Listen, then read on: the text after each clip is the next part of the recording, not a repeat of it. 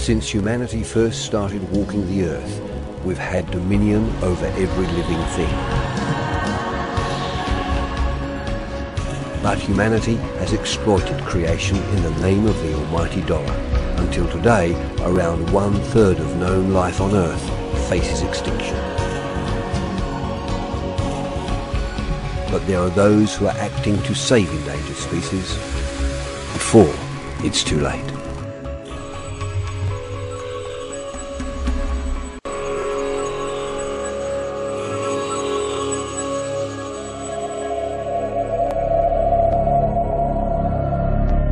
In the closing years of the 20th century, at a time when God's creation was under its greatest threat,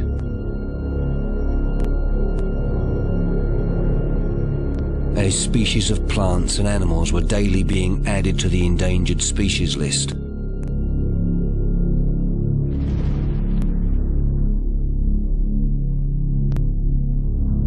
or worse, succumbing to extinction, as humanity's insatiable appetite found fresh ways to exploit the planet and threaten the creatures that dwelt there. A new species, previously almost unknown, fell under humanity's gaze.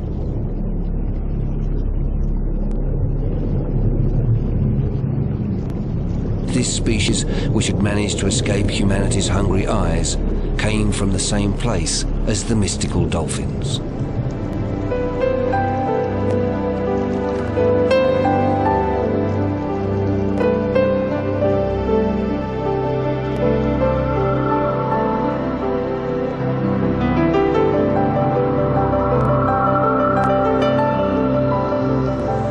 From the same place as the great whales.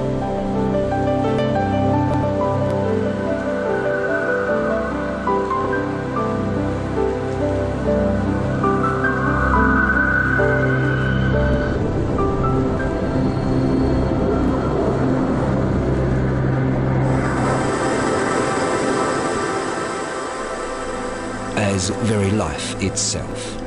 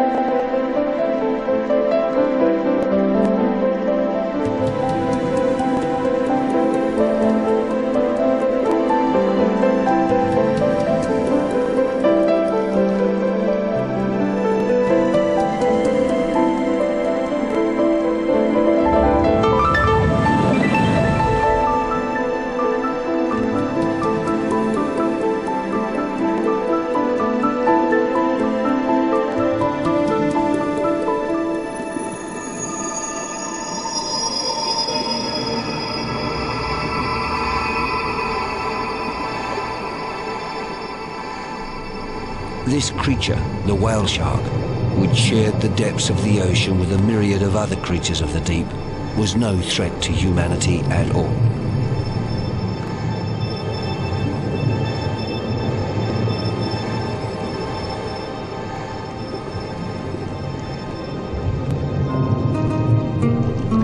It was as gentle as a lamb, yet it is the biggest of its kind.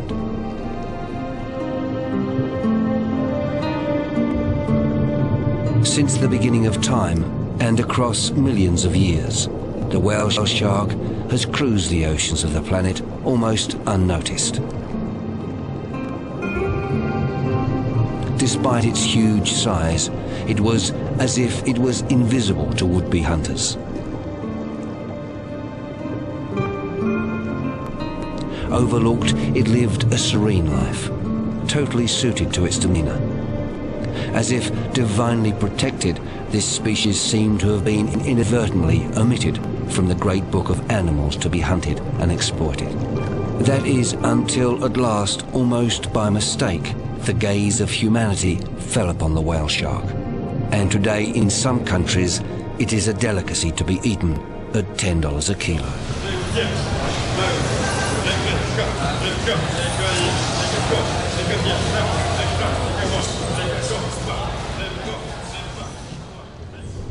The whale shark is probably the most laid-back species created. Its only desire to dine on its fare of krill, plankton, and other microscopic organisms.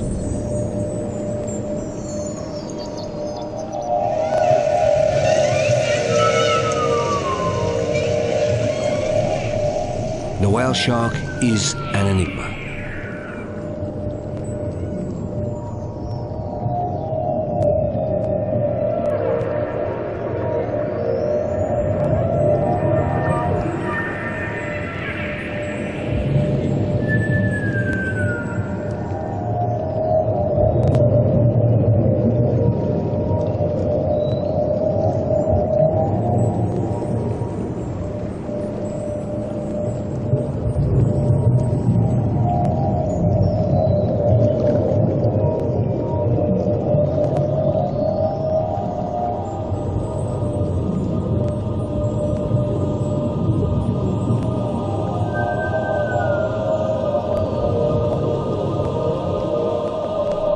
It is still one of the great mysteries of the sea.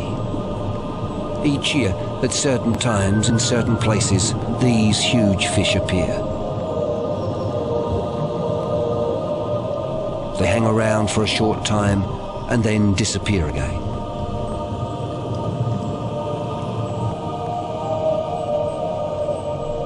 No one really knows where they come from or where they go to. What is known is that it can be found around the subtropical zones right around the world. That the whale shark is a filter feeder. It takes in 6,000 litres or 1,500 gallons of water every hour.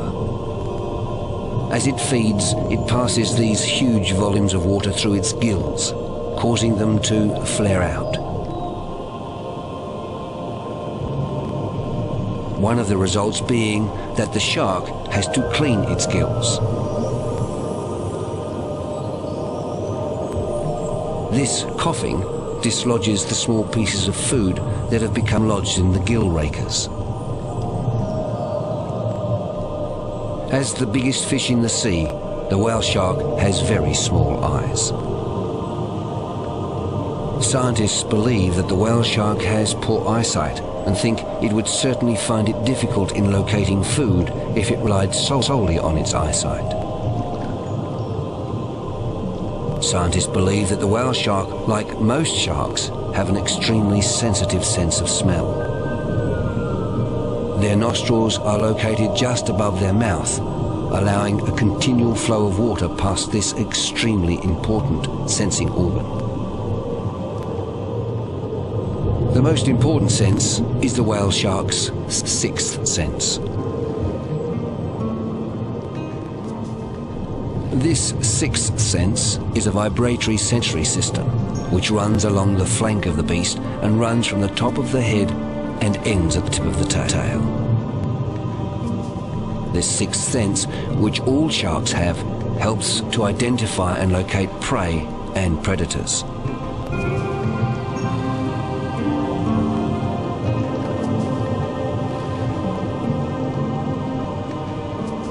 And that is about all that is known of these elusive creatures. Not much at all when you remember they are the biggest fish in the sea.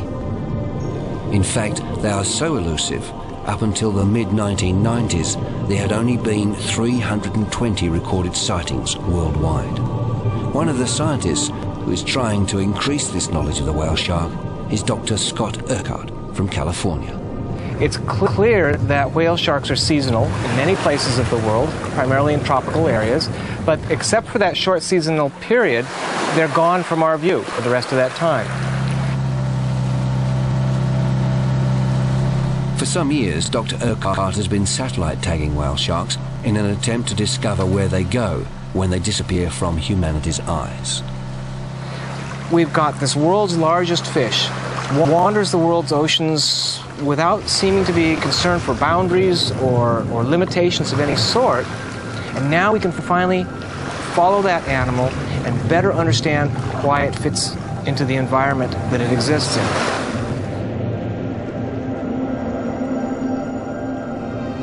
And since he has been following the whale sharks with satellite telemetry, he has discovered that this species could literally be a true citizen of the world, using the world's oceans as their neighborhood. Gypsies of the deep, wandering where they will. It seems certain age groups and genders hang out together in certain parts of the world. In the Pacific, off California, there seems to be a huge number of older females, perhaps the grandmothers of the species.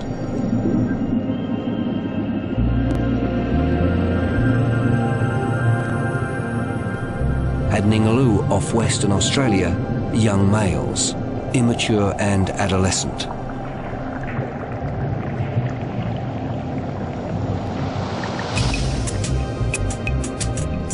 And off the coast of Taiwan, females. What's more, pregnant females.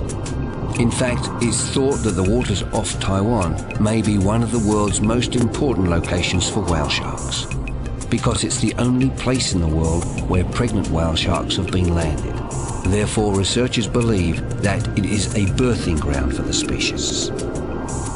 And this is a big concern for conservationists, because Taiwan, which has a huge fishing fleet, is the one nation in the world which aggressively hunts the whale shark, and any other shark for that matter, common or endangered species alike.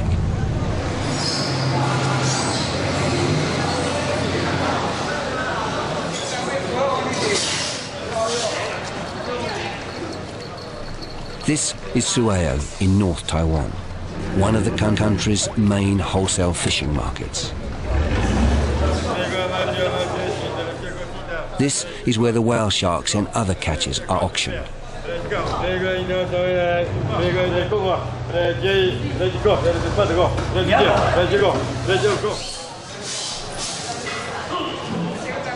This is a sad sight.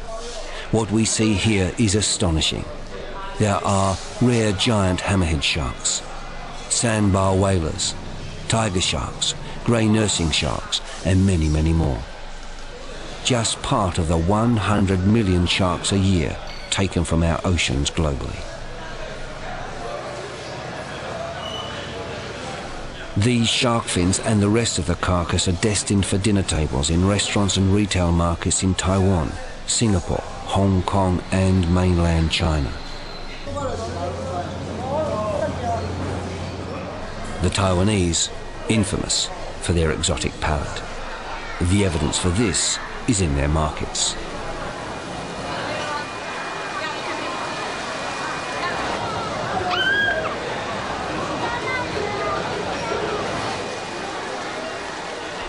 And this is whale shark meat displayed openly at $10 a kilo. And why shouldn't it be displayed openly? It's not illegal to sell whale shark meat here in Taiwan, and it's certainly not a crime to eat it.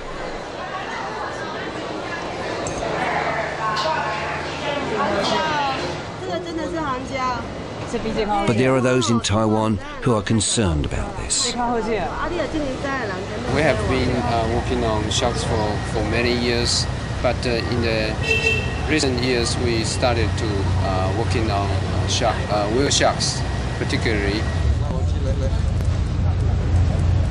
The fish market serves as a research laboratory for Professor Liu and his colleague Professor Yong of the Nation of Taiwan Ocean University. They have been studying whale sharks since around 1995 and have an arrangement with the fishermen at this market. They regularly bring their students down to gather data on catches. They are concerned that there are no controls on whale shark fishing in Taiwan's waters. We don't have enough information to know whether the population is declining. The only data we have is just the the catch is declining. So it's difficult to tell whether we should totally ban the shark fishery. The professor's concern was heightened in 1995 when the fishermen called them to see their biggest catch ever, a huge whale shark. One day the fishermen called us, said they caught a female whale shark with lots of embryos. As these pictures show, the female was full of unborn whale sharks, more than 300. These embryos were in 3 different stages of development. So rare was this find, they were frozen for research purposes. Some were still in their eggs, while the biggest were free of their egg cases and without a yolk sac, and at around ½ a metre long were ready to be born. What's more, 15 were still alive inside their dead mother. There were also thousands of small ova, each less than 1 centimetre in diameter.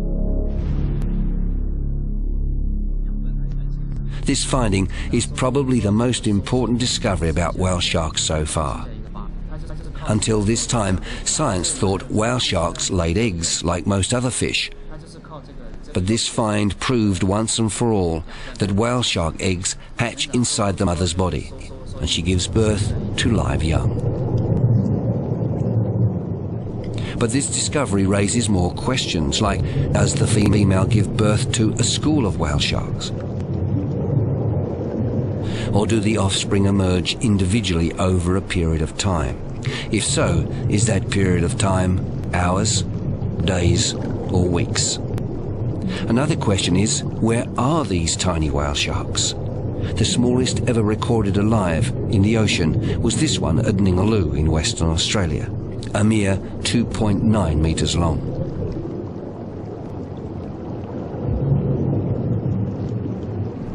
Another important question concerns mortality. Although a female whale shark can carry more than 300 young and have the reproductive ability to produce thousands of offspring, no one knows the survival rate of these pups. Perhaps their mortality should be compared to that of the turtle, which lays thousands of eggs. But very few of the hatchlings survive. So the catch of a single whale shark, pregnant or otherwise, has a larger effect on the whale shark population than anyone could possibly imagine. Like most other large sharks, the whale shark takes many years to reach sexual maturity, maybe as long as 30 years. And because of this, and the incredible decline in numbers, it's believed that mating opportunities are now becoming extremely rare. This problem is compounded by the fact that an average-sized 10-ton animal could fetch as much as $70,000.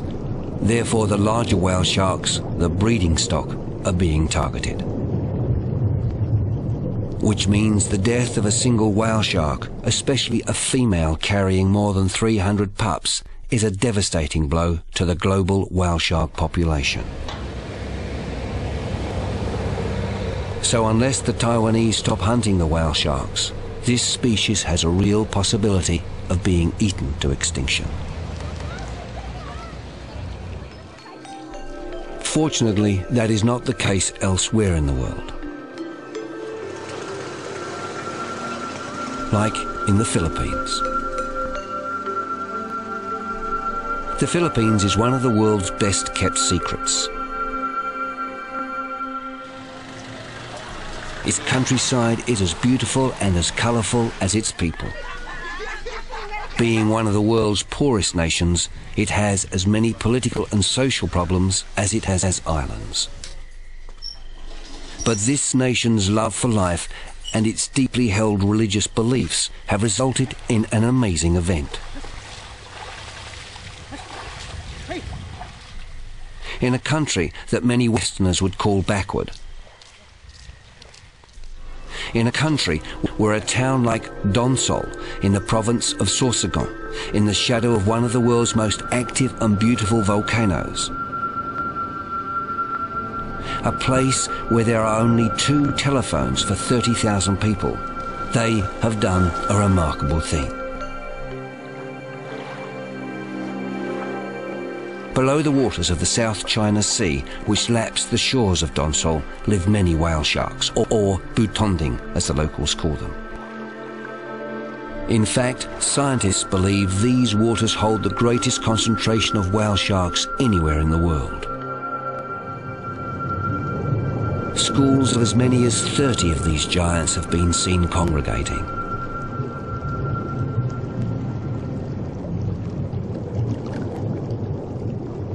Despite the fact that whale sharks, or the butonding, have never been hunted in this part of the Philippines, they were hunted elsewhere.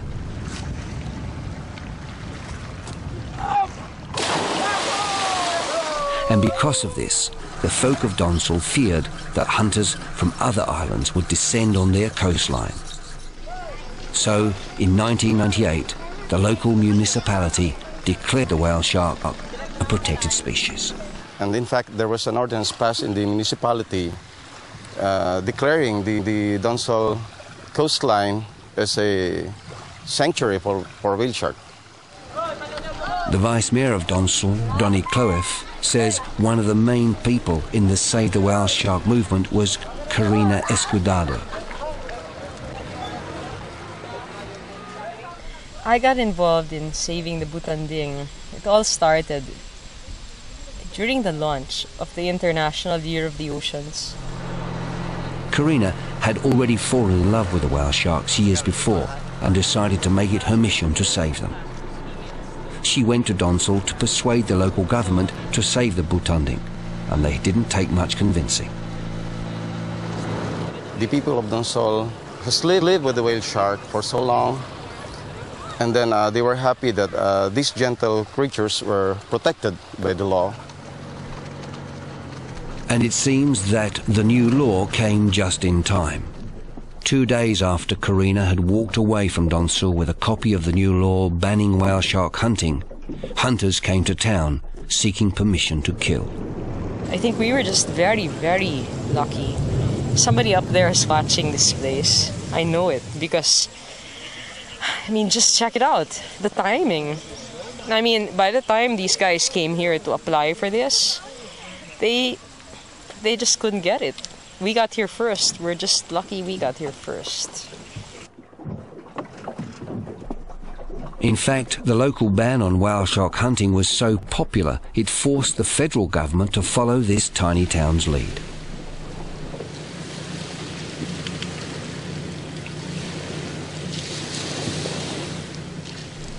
What makes the success of this ban on whale shark fishing even more remarkable is the fact that before the ban, a whale shark could earn a Filipino fisherman around $1,000. But after the ban, merchants were offering 10 times that amount on the black market.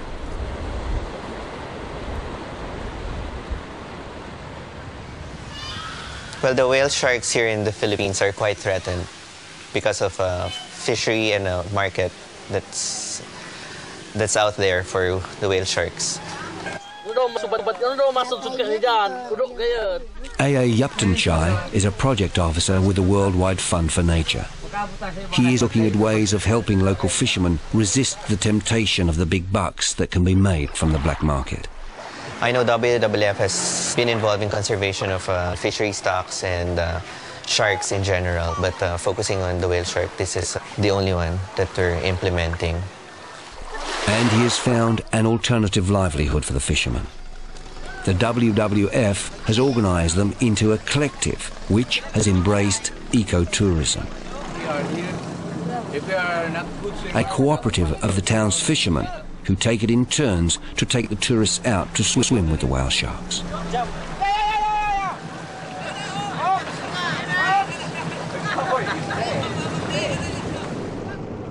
These are the eco-tourists who bring life to the whale shark and the Philippine villages. They bring environmentally friendly dollars.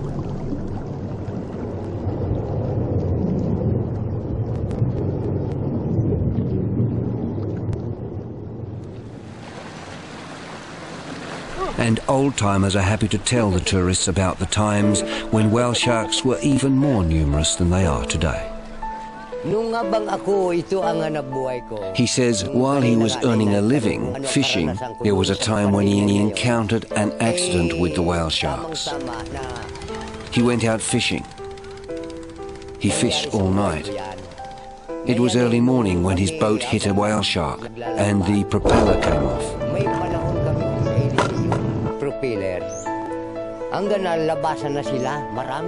Suddenly, they were surrounded by lots and lots of whale sharks.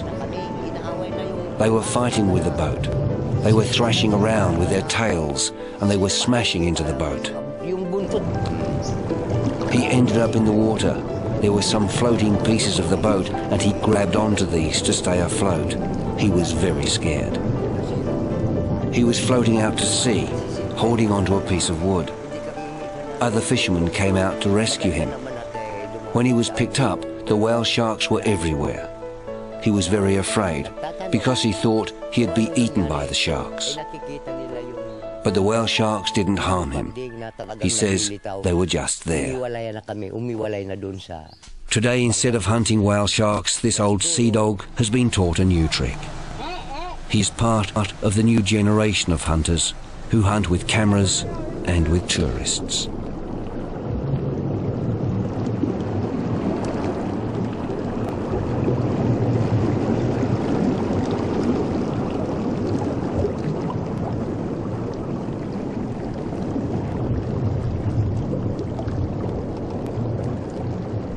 Another underestimated nation, which also deserves recognition for its environmentally friendly policies, lies half a world away in the Indian Ocean.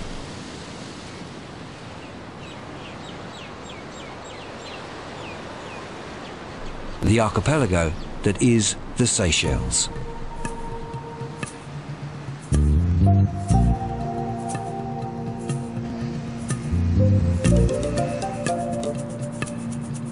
Here at certain times of the year, these waters, like the Philippines, have scores of whale sharks.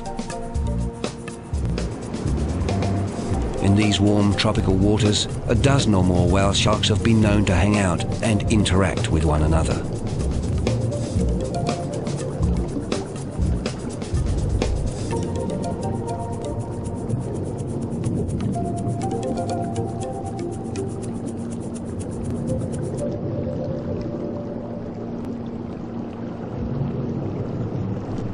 But like everywhere else, the whale shark numbers in the Seychelles seem to be on the decline.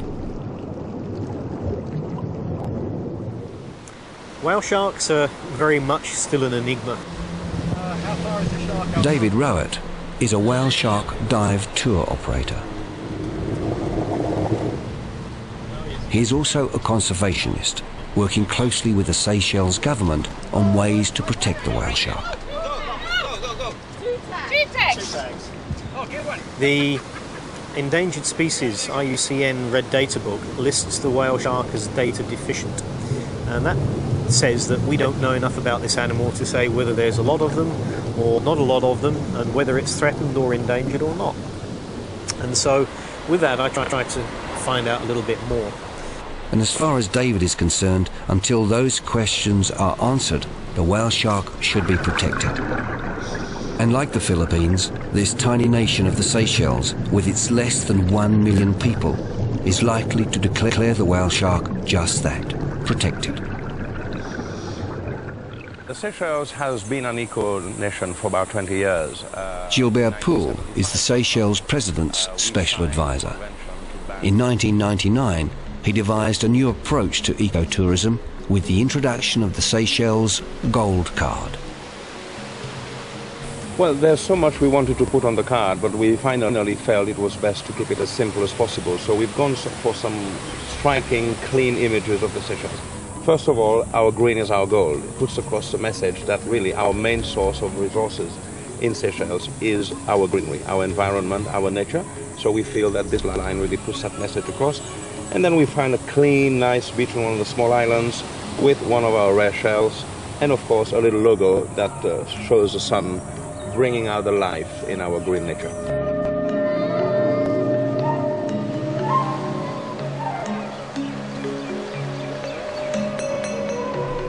He says this gold card will help maintain the 46% of the Seychelles which is today protected. He says there is no other nation in the world which has declared almost 50% of itself protected.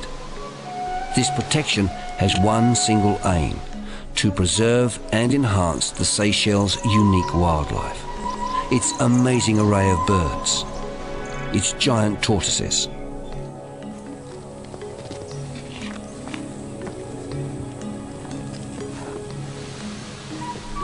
its primeval Valley de Mai.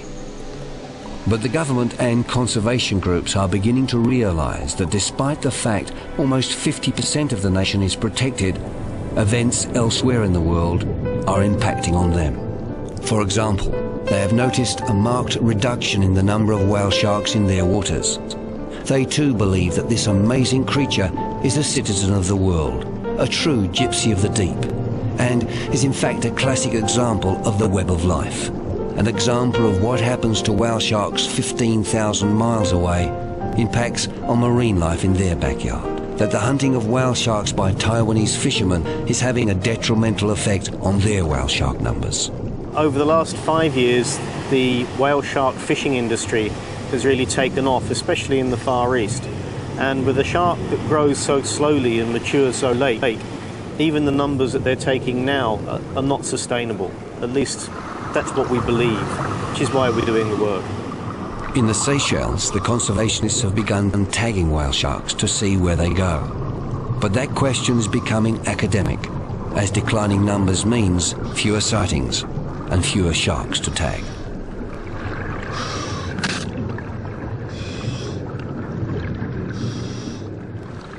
Meanwhile, another tagging expedition is underway, this time back in Donsol in the Philippines.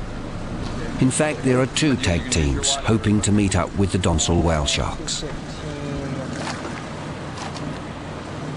Dr. Scott Urquhart from California and his team is one group. They have brought across satellite tracking devices which they hope will be able to tell them if any of the Filipino whale sharks ever venture outside the South China Sea. So we came here with our satellite telemetry devices, as well as our ability to look at genetic fingerprinting of the sharks to determine if these sharks are truly a resident population or if they are a population that are connected to elsewhere, other areas of the Pacific, such as in Ningaloo Reef in Australia. The other team belongs to Denise Newbound. She has a totally different plan of attack. As a biologist, I look at the whale shark as a fish. It's a shark, and it functions as a shark. It swims through the ocean and it's looking for food. Denise has been studying whale sharks for about 2 years, and while others like Dr. Eckhart and Dave Road have been tracking them by using tags, Denise is trying to track whale sharks by using a biological method, by collecting copepods from the whale shark's skin. Copepod is a type of crustacean, and the big broad group of crustaceans includes all your lobsters, your crayfish, your crabs, that kind of stuff. There's many species of copepods. It's basically like your insects of the sea. There's humongous numbers, hugely abundant, many different species, diverse species. You get some species that are commensal, live on other animals, live on fish, in this case live on sharks. Only these creatures on the whale shark eat bacteria off its skin, a symbiotic relationship. Both creatures benefit.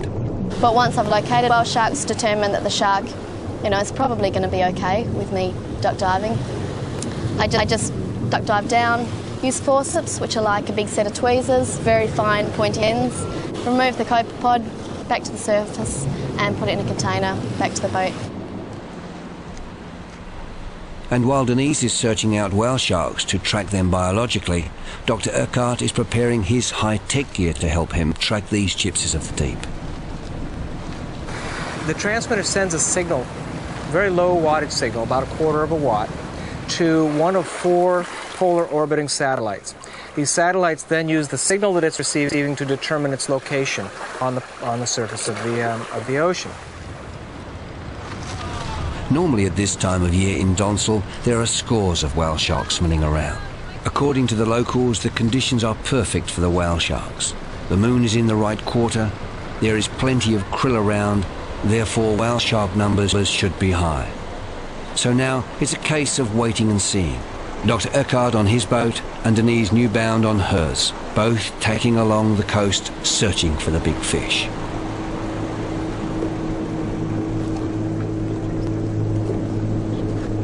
But for the scientists, they are proving elusive.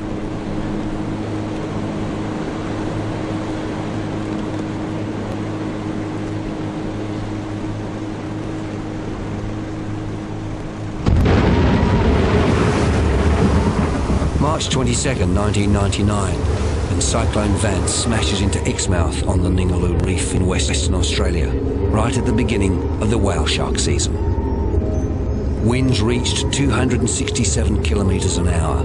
It was the strongest ever cyclone to hit the Australian mainland. Exmouth was virtually destroyed.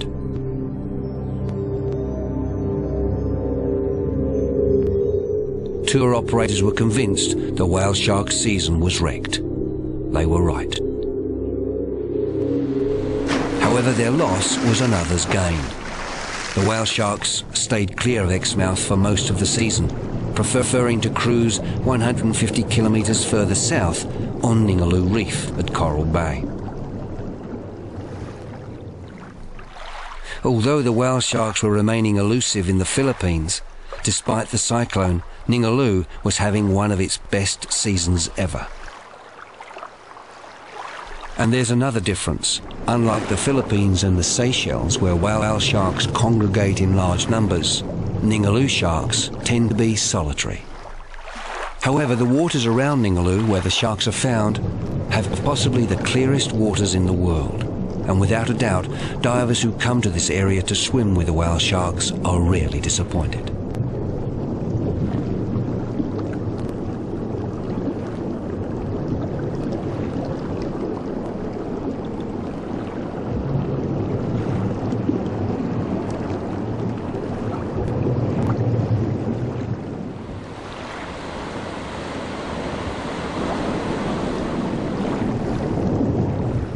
Brad Norman has been studying the whale shark's behaviour at Ningaloo for 5 years.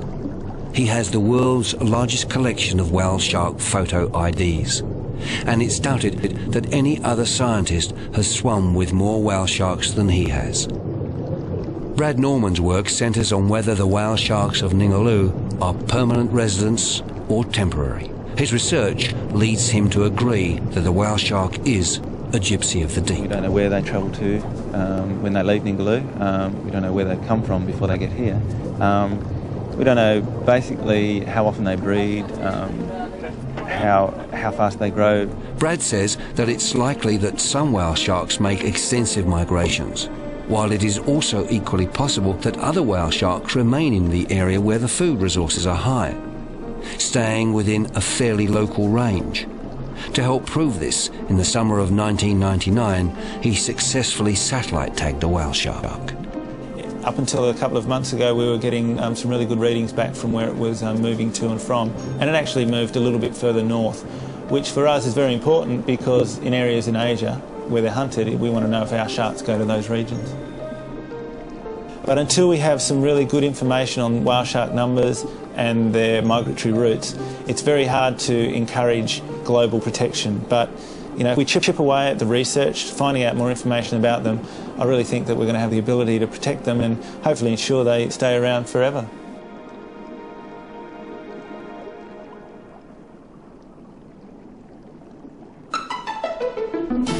Twice a year, in March and April, more than 200 species of coral, which is the Ningaloo Reef, spawn, bringing in sea life of all kinds to form a definitive microcosm of the food chain as the Indian Ocean turns into a nutrient-rich soup de poisson.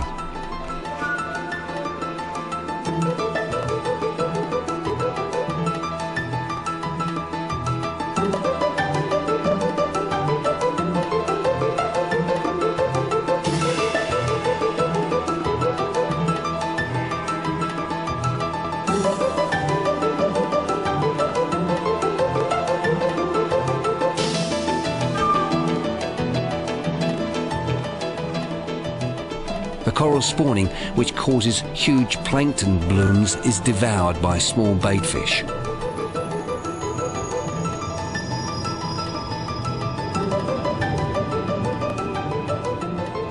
Which in turn are devoured by tuna and other larger fish,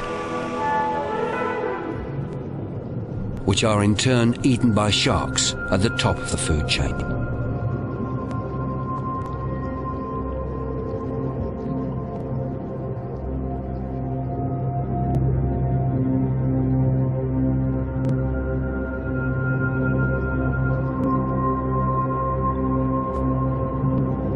Meanwhile, the whale shark, who when fully grown has no real predators, cruise in amongst the melee, taking what it needs.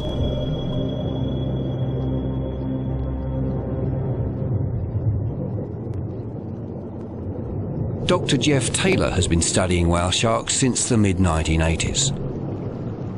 He was one of the first to connect whale sharks to coral spawning.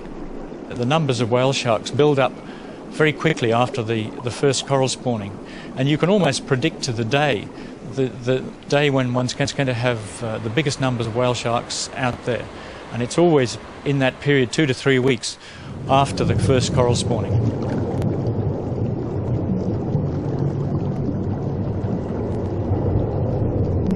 But this type of feeding frenzy is rare.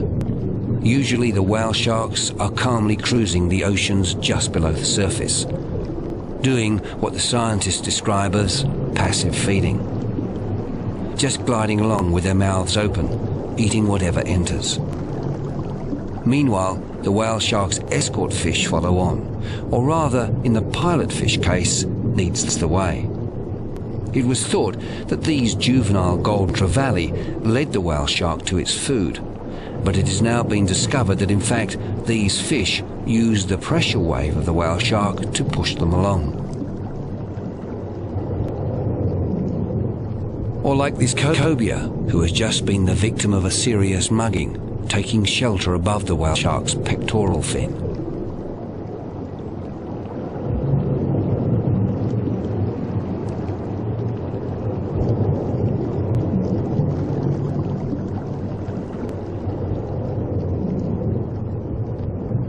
Then there are the remoras, the suckerfish, hitchhikers who have grabbed a free ride and opportunistically grab a free feed whenever they can.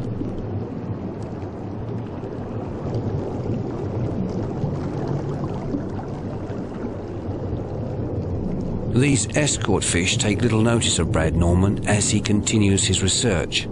As well as building his photo ID library, he also physically measures the length of the whale sharks he encounters.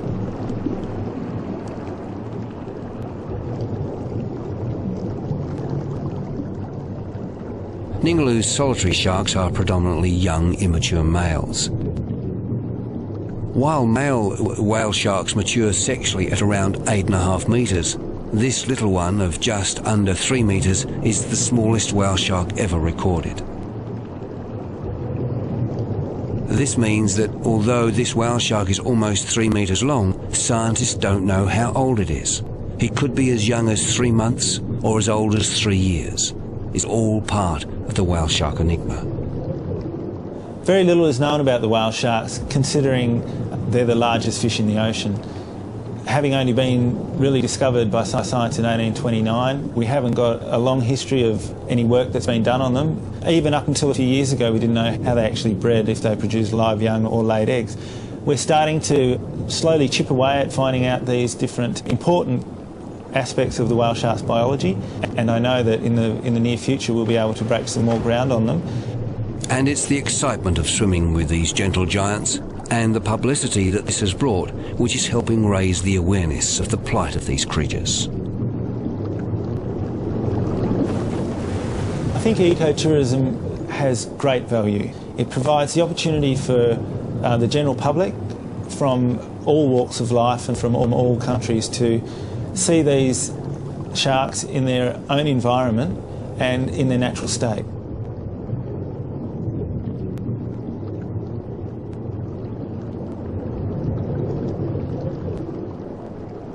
So it brings people in, they can appreciate the animals, in their natural state, but also the hundreds or the thousands of people that get to swim with sharks can say, hey, they're a very, very special animal. We should do everything we can to protect them and try and ensure that their conservation is upheld. Whale sharks became a favourite of the divers in the early 1990s, and since then thousands of divers have made a pilgrimage to Exmouth and Coral Bay to swim with these creatures.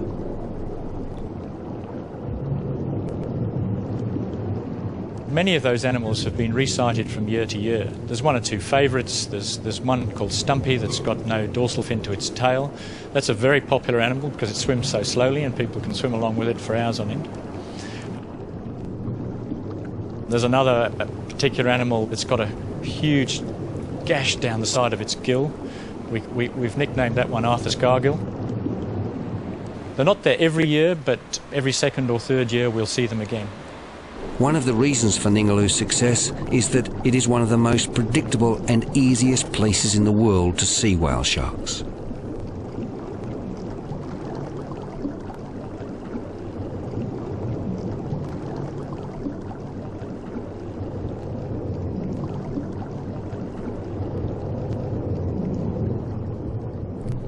Meanwhile, while Brad continues his work with the numerous whale sharks visiting Ningaloo, in Donsol in the Philippines, Denise Newbound and Scott Eckhart are chasing their first sighting.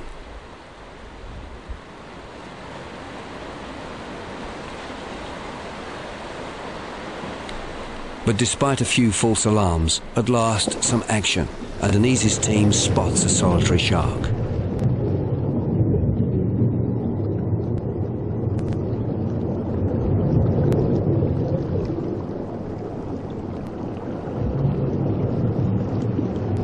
Unfortunately, the visibility is too low for Denise to be able to find the tiny copepod she wants to take from the whale shark's skin, and she returns to the surface empty-handed.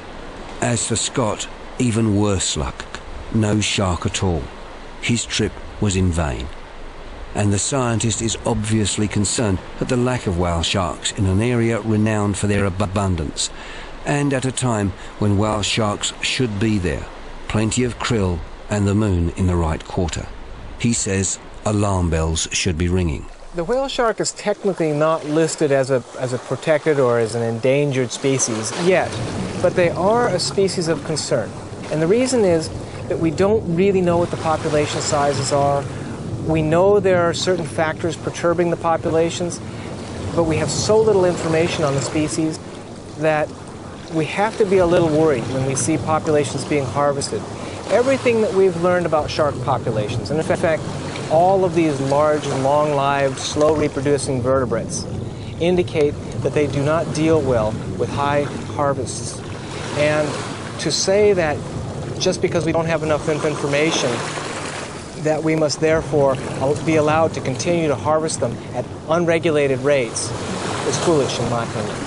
When you don't know enough to manage a population properly, then you're better off not utilizing that population until you do. Because every time we've tried it the other way, where we said, well, let's just go ahead and take some and find out what happens, we've done it wrong. The decline of all fisheries in the world are an example of why those previous management scenarios were improper. It's really important our oceans are protected. It's too easy to think that, you know, they're there, we can do what we like, you know, it's okay, nothing's going to change too dramatically, but it's not the case. You can see where you're having dynamite fishing, you can see where large animals like whale sharks or even apex predators like sharks that are quite important in an ecosystem are being wiped out. And the implications of that are just too huge to even consider. And so really, we just do have to look after our oceans. So both Denise and Scott agree that uncontrolled fishing of the whale shark must be halted. That idea is shared by Dave Wright. So the whale shark is fairly symbolic because this animal is an indicator of the health of the world's oceans, because this creature travels the world's oceans. It feeds in the world's oceans, and it lives on the marine life that is in the different oceans, in the different areas.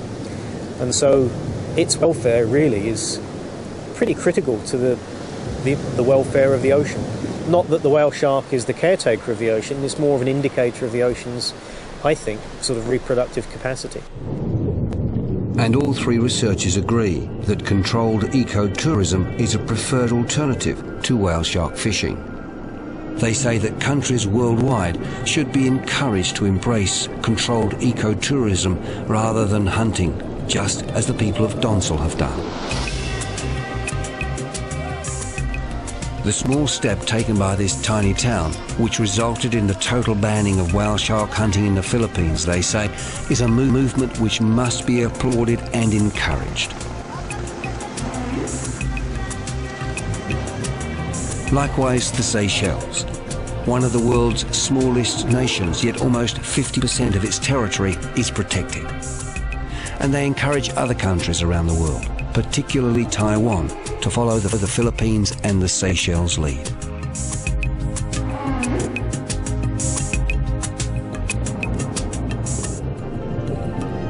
Scientific research appears to show that the whale shark is a citizen of the world, a gypsy roaming the global waters at will.